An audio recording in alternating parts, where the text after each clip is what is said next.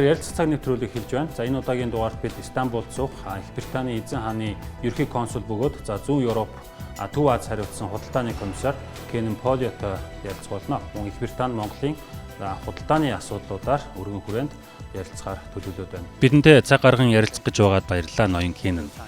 Тантай ярилцаж байгаадаа баяртай байна. Намааг урьсанд маш их баярлалаа. Ярилцлага би таны энэ оны ихээр хийсэн сонирхолтой харьцуултаар эхлүүлэхийг хүсэж байна. Монгол улсын газар нутгийг Европын улсуудынхтай харьцуулсан нь анхаарал татж байлаа. Тэгвэл үүний дараа Монголыг чиглэсэн хөрөнгө оруулагчдын сонирхолд ямар нэг өөрчлөлт анзаарагдав уу? Баярлалаа. Тун сайхан асуулт байна. Монголын зах зээл бидэнд ямар сонирхолтой, ямар далаацтай харагдаж байгааг мөн хөрөнгө оруулагчдад ямар их боломж нээлттэй байгааг тодтогох сайн завшаан гарч ирлээ. Би голчлон хөрөнгө оруулагчид худалдаа, мөн Их Британи ба Монгол улсын хоорондох худалдааны харилцааны тухай ярмаар байна. Монголын нутаг дэвсгэрийн хэмжээнийхээ хувьд бизнесийнхэн Их Британи зэрэг улс орнуудад асар их боломжийг нээнэ гэж би бодож байна. Боломж бол үнэхээр их байгаа. Тэдгээрийн заримаас би энэ ярилцлагатад урдвал сонирхолтой байна бах. Телеграф мэдээллийн агентлагийн нийтлэлд Монгол улсын баялаг алтны уурхаагаар зогсохгүй. Түүнчлэн Монголын дид үдэц, боловсрол, санхүү, ногоон эрчим хүчний салбарын боломж бололцоо ихээхэн анхаарал татж байгааг онцлсан байсан. Энэ тухайд та ямар бодолтой байна вэ? Монгол болон Их Британи улс таны дурдсан дээрх бүх салбарт харилцан ашигтай нөхцөлийг бий болгох боломжтой гэж би харж байна. Их Британи бол үйлчилгээнд төвлөрсөн эдийн засгтай улс. Үйлчилгээний экспортороо дэлхийд 2 дугаарт жагсдаг. Монгол улс одоо ямар ч боломж, сорилтуудтай нүүр тулсан бай шийдэл олоход мөн Их Британи, Монгол хоёр улс хамтран ажиллаж асуудлыг шийдвэрлэхэд ихээхэн боломж бололцоо бий. Гэхдээ энэ нь зөвхөн Монголын асуудалд төвлөрөхгүй. Харин үүнд дэлхийд дахинд болон бусад түнш Монголын хөрш орнууд руу экспортлох боломжтой бүтээгдэхүүн, үйлчилгээ, чадварыг хөгжүүлэх тухай яригдана. Энэ чиглэлд маш том боломж бий гэж харж байна. Та түрүүн уул уурхайн талаар дурдсан. Монголын уул уурхайн салбарт асар их боломж байгааг бид бүгд мэднэ. Монгол улсын нутаг дэвсгэрт 1-3 их $80 хэмжигдэх чухал ашигт малтмалын нөөц бий.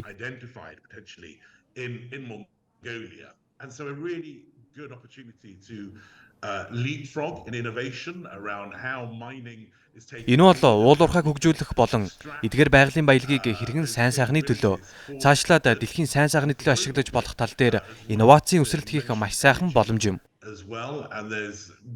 Та мөн эрчим хүчний тухай дурдлаа. Энэ чиглэлд Монгол улс нүрснээс хамааралтай байдлаа бууруулах, нүрс төрөгчийн ялгарлыг багасгах зэрэг хүрхээр зорж буй зорилгоодыг бид сайн ойлгож байгаа.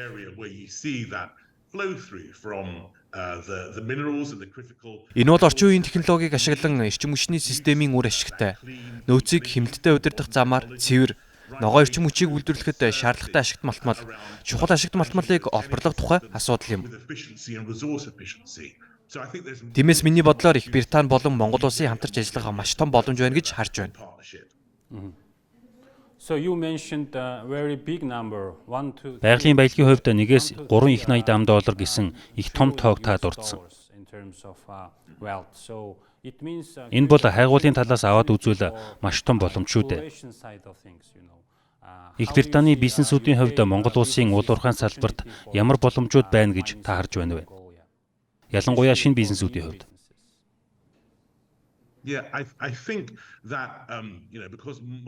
Монгол улс бол байгалийн арвин нөөц баялагтай орн. Үүнийгээ ч ойлгож, өөрт байгаа потенциал, боломжуудаа олж харж эхэлж байна гэж би бодож байна. Тиймээс бидэнд байгаа томоохон боломж чадваруудаа нэгтгэж, хамтран ажиллавал биднийг боломжууд хүлээж байна. Монгол улсын уулуурхаан баялагын дөнгөж 25% нь судлагдсан байдаг гэж би ойлгосон.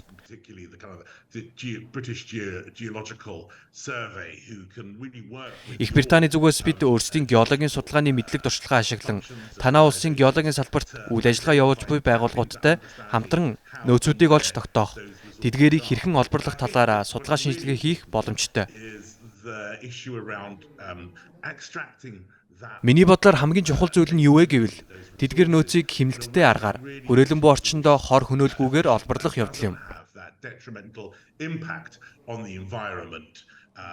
Мөн Их Британи улсын хувьд бидэнд уулуурхаан судалгаа шинжилгээ хийх чадвах сайтай их сургуулиуд, хүчирхэг судалгааны төвүүд байна.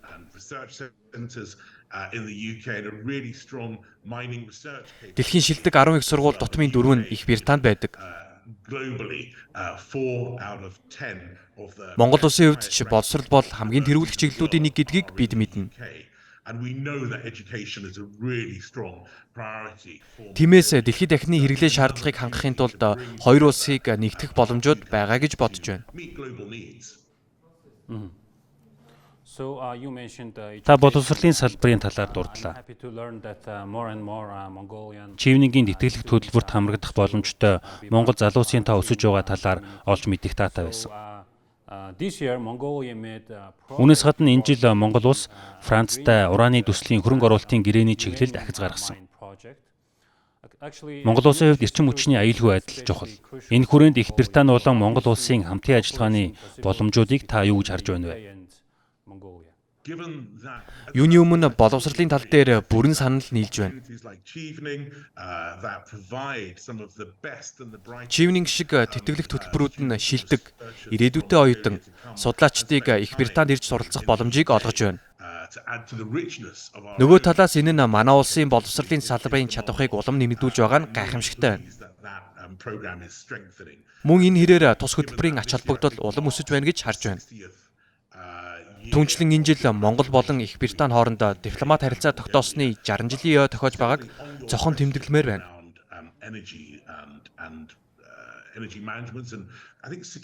Таны асуусан эрчим хүчний менежментийн тал дээр гэвэл нийлүүлэлтийн аюулгүй байдал улс орнуудын хувьд амин чухал.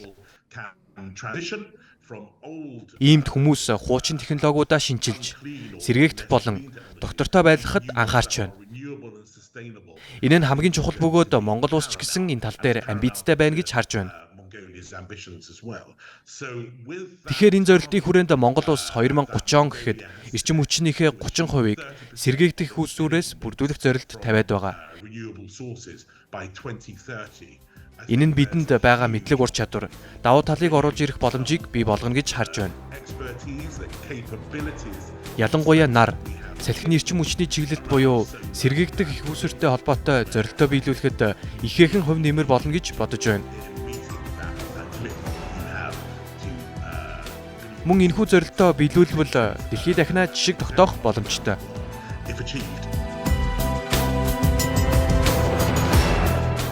Их Британи улс Европын холбооноос гарах үед бидэнд байсан амбицуудын нэг бол боломжуудыг нээлттэй харж хаана ямар эдийн засаг хөгжиж байна тэдгээр улсуудтай илүү ойр ажиллах явдал байсан. Эдгээр улсуудын нэг нь бол Монгол улс.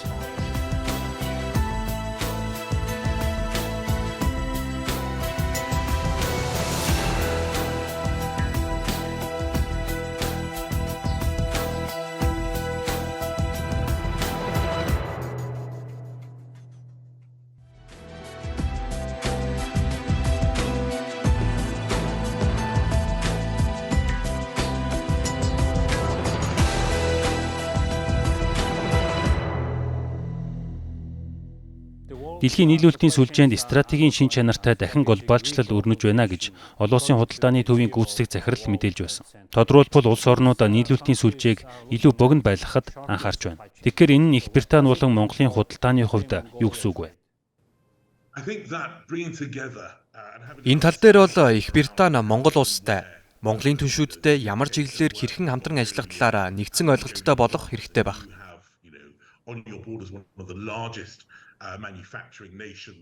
Монгол улс дэлхийн хамгийн том үйлдвэрлэгч орнуудын нэгтэй хил залгаа оршдог. Тиймээс зөвхөн Монгол, Их Британий хоорондох бараа бүтээгдэхүүн худалдаа гэдгээс гадна бүс нутаг дахь бусад орнуудтай хийх худалдаа чухал байх болно гэж бодож байна.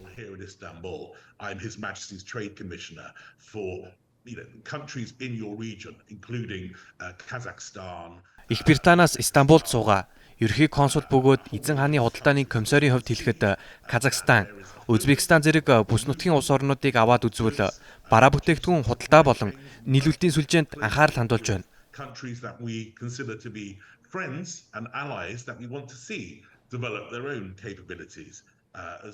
Бидэнтэй найрсаг харилцаатай гэж үздэг бүс нутгийн улс орнууд өөрсдийн чадварыг бас хөгжүүлээсэй гэж хүсдэг. Эдгээр зах зээлд ойрхон нийлүүлэлтийн сүлжээтэй байх нь Их Британий хөрөнгө оруулагчдад хил залгаа зах зээлүүдэд бас ойр байх нөхцөлийг хангаж өгдөг. Нийлүүлэлтийн сүлжээнд анхаарлаа хандуулах, мөн худалдааны тал дээр Их Британи Монгол улсын хоорондох итгэлцлийг бэхжүүлэх нь чухал гэж харж байна. Ийм ч учраас бид Монгол улстай хийх худалдааны хамрах хүрээг өргөжүүлэх асуудлыг судалсан гэж бодож байна. Их Британиас Монгол улсад суугаа элчин сайд Fiona Blade хоёр улсын хоорондын харилцааг бэхжүүлэх зорилготой ажиллаж байгаа. Худалдааны шижигнсэн баг мөн байна. Их Британи болон Монголын бизнесүүдэд боломж бий болгох үйл хэрэг идэвхтэй өрнөж, үр дүнтэй байгаа гэж бодож байна. Шинэ элчин сайд Fiona Blade-тай ярилцах цаашаа тохионо гэж найдаж байна. Их Британи хөгжиж буй орнуудад зориулан Brexit-ийн дараах худалдааны схемийг шинээр танилцуулсан. Миний ойлгосноор 65 улс орн багтсан байсан. Тэгэхээр Их Британи худалдааны журмуудаа хөнгөвчилж, хөгжиж буй орнуудын бараа бүтээгдэхүүний тарифыг бууруулна. Энэ нь Монгол улсад ямар давуу тал авчрах вэ?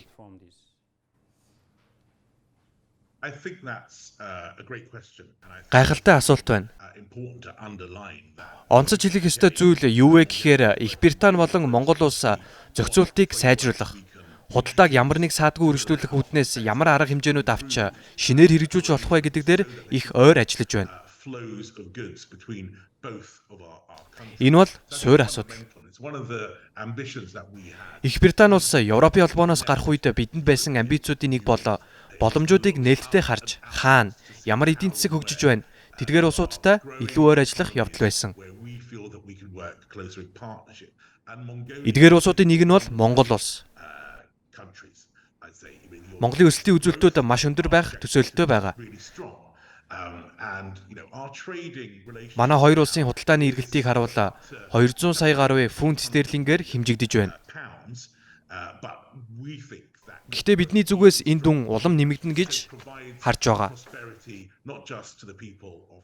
Энэ нь зөвхөн Монголын ард түмнээр зогсохгүй. Их Британий ард түмний хөгжил дэвшилт дэм үзүүлнэ. Монгол болон Британий эргэлгчдийг сайн чанарын бүтээгдэхүүн, үйлчилгээгээр хангах юм. Ийм дэдгээр худалдааны яриа хэлцэн иргэдийн амьдралд шууд нөлөө үзүүлж, боломж олцоогоор хангана. Хоёр улсын худалдаа үнэхээр ашиг тустай бодит хүчин зүйл болохоор байна. Монгол улсын Их Британи руу гаргаж буй гол экспорт нь ноолуур бүтээгдэхүүн. Энэ төрлийн бүтээгдэхүүний борлуулалтыг нэмэгдүүлэхэд тулгарч байгаа анхаарал хандуулах шаардлагатай ямар асуудлууд харагдаж байгаа вэ? Бүх төрлийн худалдаа нь хүмүүс хоорондын холбоо харилцааг бий болгож, тэдэнд ямар боломж байгааг олж харах нөхцлөөр хангадаг байх хэрэгтэй гэж боддог. Монголын экспортлж байгаа маш гайхалтай бүтээгдэхүүнүүд бий. Тэдгээрийн нэг нь ноолуур. Бидний хувьд хүмүүсийн таашаалд нийцсэн хэрэгцээтэй дэлхийн түвшний бүтээгдэхүүнийг Их Британд оруулж ирэхэд ямагт боломж нөхцөл орон зайгаар хангадаг. Мөн цаашдын ирээдүйд бид хүлээлт өндөр байгаа. Монголд залуу, өндөр боловсролтой хүн ам байна. Чивнийн зэрэг хөтөлбөрүүдийн талаар та дурдсан шүү дээ.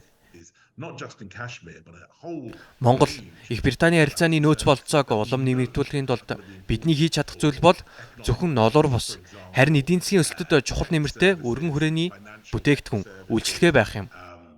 Тухайлбал технологийн үйлчилгээ, санхүүгийн технологи, мөн бидний ярьсан эрчим хүчний боломж олцоо, ашигт малтмал, олборлолтын салбар байж болно.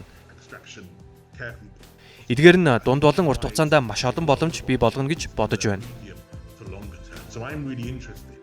Иймд бүс нутгийн худалдааны комиссарын хувьд миний Монголтой хийх бизнес харилцаанд чиглэсэн доктортой ирээдүйг бий болгох бололцоог илэрхийлэх сонирхолтой байна. Олон хөрөнгө оруулагч, экспортлогчид ч бас илүү ихийг мэдэж авах сонирхолтой байна гэдэгт итгэлтэй байгаа.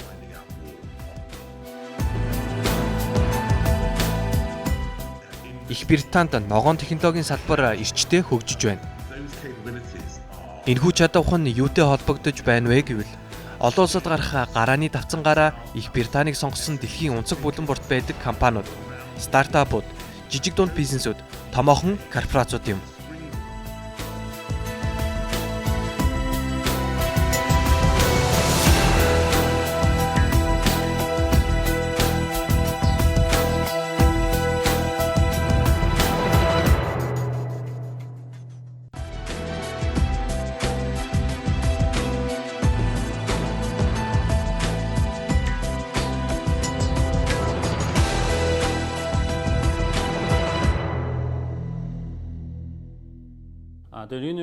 Сэргийгт хэрчим хүчний салбар нь Их Британий компаниуд оролцож болох олон боломжийг санал болгож байна.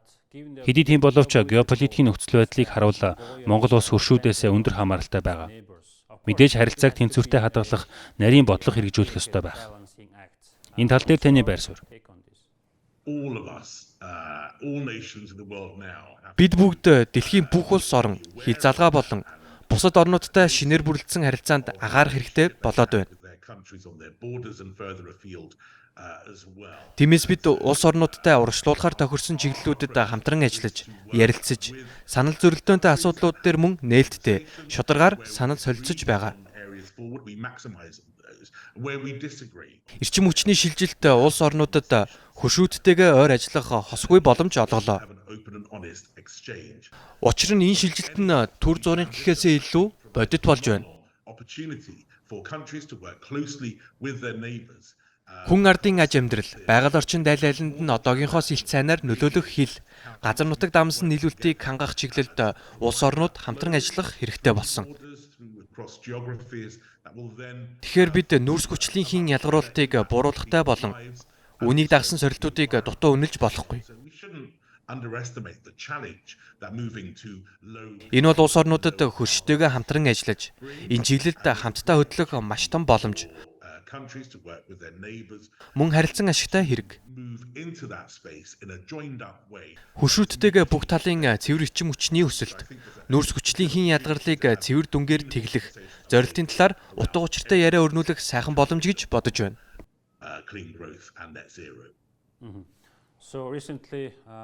Бид сүүлийн үед дижитал худалдаа, ногоон худалдааны талаар их ярих боллоо. Их Британий хувьд дижитал худалдаа, ногоон худалдааны тухайд ямар жишээ татж болох вэ?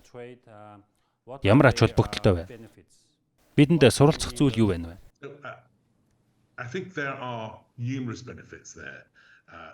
Үүнд олон давуу тал бий гэж харж байгаа.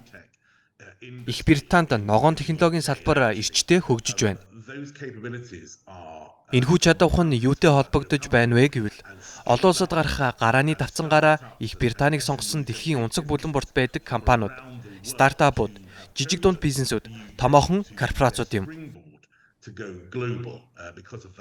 Энэ нь технологи суурьтай тэдгээр компаниудын хувьд санхүүжилт татах боломжтой холбоотой. Юу гэхээр бидний анхаарах шаардлагатай асуудал бол нөөцийг үр бүтээмжтэй ашиглах. Эрчим хүч дамжуулах системд хамгийн эерэг нөлөөтэй хуваарлт гэх асуудлууд юм. Жишээ нь хүнсний хаягдлын асуудлыг илүү үр нөлөөтэй байдлаар зохицуулах, хуваарлах гэх мэт. Тэгэхээр технологи суурьтай тэдгээр компаниуд Их Британд байна. Өсөж хөгжиж байна. Дэлхийд дахинаа үйл ажиллагаа явуулж байгаа бусад өрсөлдөгчдийнхөө татаж байгаа санхүүжилтийг нийлүүлснээс чих хэмжээний санхүүжилт татаж байна.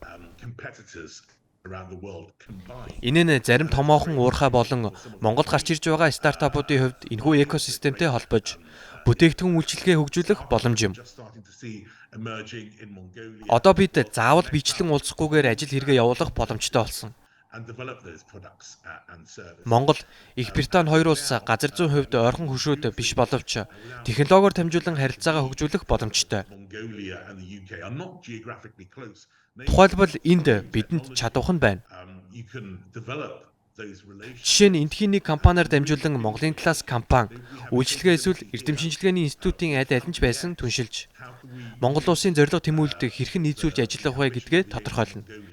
Тэгэхээр чадвах нөөц бололцоог хослуулснаар хоёр талд ашигтай харилцааг бий болгох маш томоохон боломж байна гэж харж байна.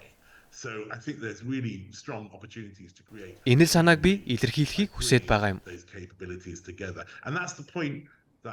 Энэ нь Их Британийн ч, Монголын ч аль нэг талын хэрэгцээний тухай бус.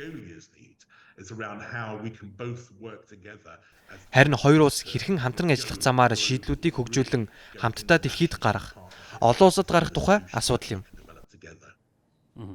Ярилцлагын төгсгөлд би Монголтой холбоотой таны төлөвлөгөөг сонсомоор байна. Энэ зүүн Монгол улс олон тооны хөрөнгө оруулагчдыг урьж авчирсан. Гадныхны анхаарлын төвдөж байлаа. Тэгвэл Их Британь Монгол хоёр улсын хооронд ямар нэг хөрөнгө оруулалтын форум зохиогдох болов уу? Миний бодлоор энэ бол хилцэхэд маш сонирхолтой сэдвүүлтэй. Яалтчгүй бидний хувьд Улаанбаатар хотод суугаа элчин сайд болон багийнхантайгаа хилцэх зүйл. Миний хувьд Монгол орны экосистемийн талаар илүү сайн ойлголттой болох, бизнесийн байгууллагууд, засгийн газар, боловсролын байгууллагуудтай хамтын ажиллагаагаа хөгжүүлэх боломжийг харахаар дараа жил Монгол улсад очно гэсэн хүлээлттэй байна. Бидний хувьд Монгол улс руу илүү их хэмжээний хөрөнгө оруулалт ороосоо гэж хүсэж байна. Бид мөн Их Британийн илүү олон компани Монгол улсад идэвхтэй үйл ажиллагаагаа явуулаасаа гэж хүсэж байна. Монголд хөрөнгө оруулалт хийсэн, идэвхтэй үйл ажиллагаа явуулж байгаа Их Британийн компаниуд одоо ч байгаа. Тэдгээр компаниуд хэр зэрэг амжилттай ажиллаж байгааг болон Монгол улс хөрөнгө оруулагчдын хувьд агаарал татсан зах зээл болох чиглэлд хийсэн шинжилгүүдэд харуулбал хамтран ажиллахдаа таатай байх болно. Учир нь Монгол улс бол бидний хувьд боломж, потенциалаар дүүрэн маш чухал түнш шүү дээ. Нарийн мэдээлэл хуваалцсанд баярлалаа гин. Цаг гаргасанд баярлалаа.